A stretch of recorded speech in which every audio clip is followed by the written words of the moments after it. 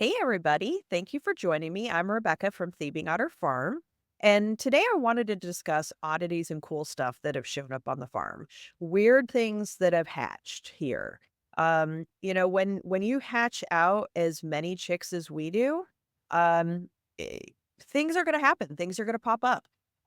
We literally hatch 500 to 800 chicks a week. And, in hatching that many, you're going to have, random mutations. You're going to have, potentially some incubator issues where, maybe the power went out. You're going to have cells that don't divide correctly. All kinds of things pop up that you might not see if you're only hatching, 20 chicks a month or something like that. So I thought I'd share with you some of the odd things that I've seen. Some of these are just normal genetics, that I thought was kinda cool to share, while others are pretty wild. So let's dive into these. So the first is spotted breast on a jumbo brown. These came from my, jumbo brown line, and, this is an automatic cull for me. So I would not want to breed these birds. These are males that have spotted breasts like a female. And jumbo browns, are a line that is supposed to be feather sexable. And, with these birds, that ability to feather sex might be harder if I were to use these males for breeding. So I wouldn't want to perpetuate that. I would consider that a defect. I have not studied this further, um, and just went ahead and culled these birds. So something interesting that I've noticed with time, and this affects selection for sure, is that birds can change colors. They can change specifically their head patterns. So the top two birds here are the same bird, and that one on the left had a beautiful, crisp chin strap. And one day I was looking at him and I thought, well, your strap doesn't look very good. And then he turned his head and I noticed, oh, you don't even have a chin strap anymore on one side. He had lost his chin strap on one side of his head and then had a brown head. And this is a clean pharaoh. So this shows that even clean pharaohs can have brown heads. It's not an indicator of sex-linked brown. And it also shows how as a bird ages and molts, they can change color. You can also have color changes through the seasons. So the bottom two pictures are also of the same bird. Those are of a Manchurian rooster. And I was selecting for that beautiful chin strap on the left, and I had him in a cage by himself with some hens. And I wanted to perpetuate that really pretty mask and chin strap. And then one day I walked by the pen and I saw this. I saw this bird on the right with a completely brown head.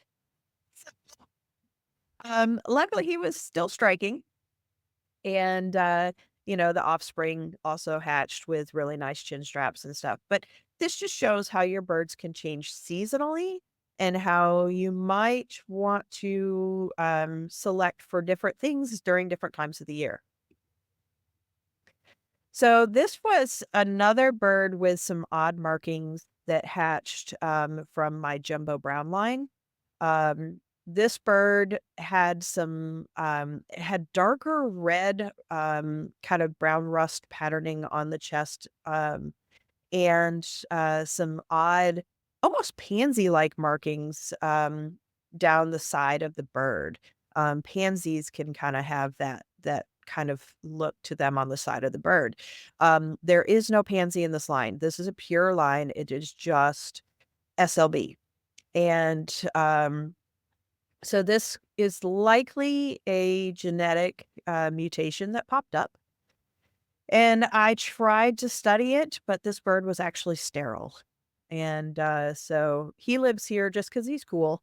But he has not produced any offspring for me to study this further. So more on plumage.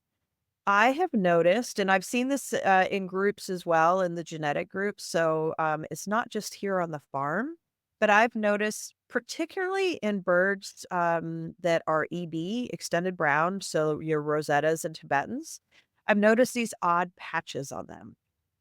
And it's almost like reverse Andalusian, where in Andalusian, you get a diluted bird with patches that are not diluted. And with these birds, you have an undiluted bird with patches that are diluted. Um, the patches also tend to look like there might be a different pattern under it. So it could be fawn enhancement that's showing through. Hard to say. I'm currently studying this to see if there's a genetic component to it or if it's just random. So this is something that's currently in the works here on the farm.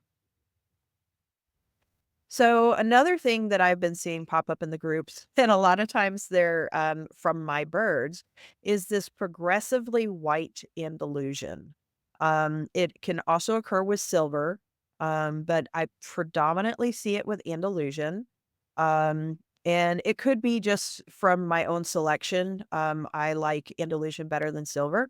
So I tend to select more heavily on the Andalusian side in my pens because I keep silver and Andalusian together.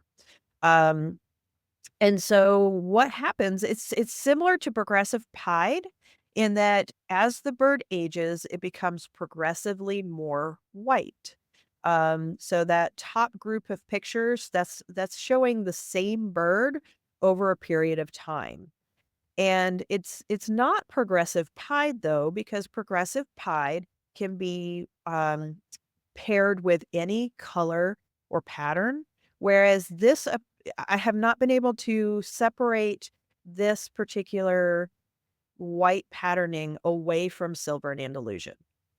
So, it's something that I'm studying further, and I know some other, quail breeders are also studying it. I wanna see, where I can get this to go.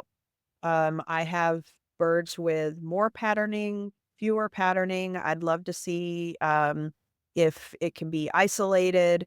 Um, what kind of genetics are involved in this. So for right now, it's really fun. And these are part of my silver and Andalusian collection or the SSC if you're interested in working with them as well. So this was a different plumage mutation, or well, I don't really know that it's a mutation. This was a plumage oddity.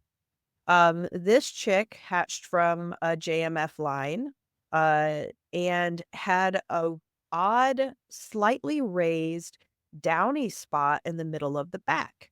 And so you have just a regular little pharaoh with this white spot right square in the middle of its back. And as this bird aged, regular adult feathers came in, but there remained a downy spot in the middle of the back that was still slightly raised. So, not sure what caused that. It did not appear to be genetic as I was not able to reproduce it, but it was a cool thing to study. So, moving on with down, we can talk about some different down issues. So, I've had chicks that have hatched with light down, meaning the chick down is shorter and a little thinner, kind of more sparse than a normal chick. Um, I have not studied these too much. To me, this was a defect, so I usually just cull. It's not something that I would want to necessarily promote in my lines. At some point, if I see more of these hatch, I'm gonna dive into it a little bit more and see what happens with them. But just thought I'd share that with you. It's something a little interesting. Along with light down, I've also had downless. These chicks hatched with very, very little down. They were pretty much naked. And as they grew, they started getting feathers. So they went from almost nothing to feathered. Um, Similar to like a wild bird, if you've ever watched a robin or a sparrow, they hatch pretty much naked and slowly grow, feathers. So this was my little downless, a few examples of my downless chicks. And then the top left-hand picture is a picture of a downless chick and an adult downless. So I did get some to grow to adulthood. Unfortunately, the males were sterile, and the one female that I had never produced any eggs at all. She never laid a single egg. So that was something that I was not able to reproduce and continue studying. So this was something that hatched on the farm that was interesting. I was sorting birds and picked this one up and want to stretch the wings out to check out, wing condition and such, and noticed that she only had half of her wings. This was not an injury. She just only developed half of her wings. I did not study this any fuller. I did not see any way that having half of a wing would be beneficial in any way. And I just ended up culling this bird.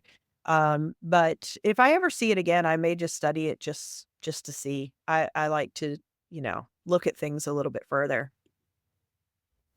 This is something I did study. I had a bird that hatched without a tail.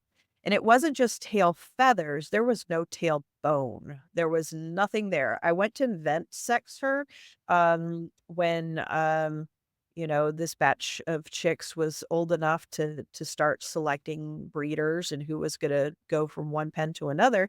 And I went to lift the tail and there was no tail to lift. And, I did study this just for curiosity. It was not reproducible. So, I don't believe it was genetic. Of course, you know, just because I wasn't able to reproduce it in a couple of generations doesn't mean that it wasn't something that was a polygenetic trait. So, a polygenetic trait is something that requires multiple genes to show up. So it might be genetic, it might not, but it was something that I did not use any of those offspring for future breeding projects or anything. That was, once I got a couple of generations and saw that it didn't reproduce, fairly quickly, I kind of gave up on that. So this is something that some people may see, missing eyes and a deformity of the skull. Um, this is something that generally occurs with a temperature spike on or before day 10 of incubation. You can also see it sometimes when you have a power loss. And sometimes you may have a power loss and not even know it. You might be at work or something like that. In this case, with these two birds, my power was out for about 8 hours when we had a tornado come down our street and knock out our power.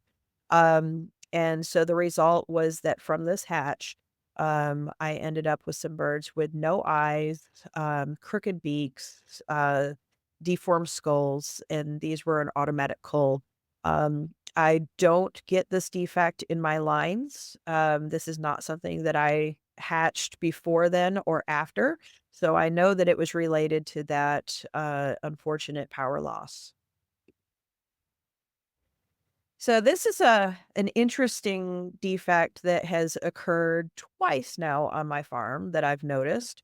Um, and they were from different lines. I think this is just kind of a random thing that happened. I have not studied it deeper. It could be genetic. I just went ahead and culled these. Well, actually, I didn't cull. Um, these birds now live in separate cages by themselves, and just kinda live their life because they're cool to look at. Um, but they have these big bulging eyes, and, they appear to still have normal eyesight. Um they don't seem to be in any pain. I don't see them, rubbing their eyes or, blinking a lot or anything like that. So they just stay here as just an oddity. And, perhaps someday I'll study it further, but I don't really see, I haven't really delved into it because I'm afraid of making that worse. I don't ever want to study something and risk harming an animal, just for my own curiosity. So that's a quick video on some of the cool things that have shown up on our farm. who knows what will be next? There are definitely plenty of oddities that can occur, and maybe someday we will see some even more cool ones.